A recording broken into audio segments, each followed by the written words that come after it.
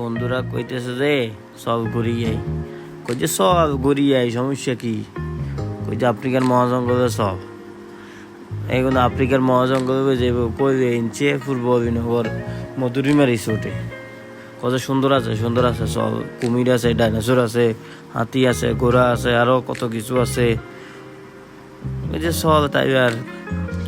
দেখতাম গেছি কত 20 টাকা করে টিকিট কেমনটা লাগে কি আর করার ঢুকে গেছি যাই এর এবার ঘুরিয়ের গাড়িয়ের মানে জঙ্গল তো নাই এটা ওই ছোটখাটো গাছ কৌগা আছে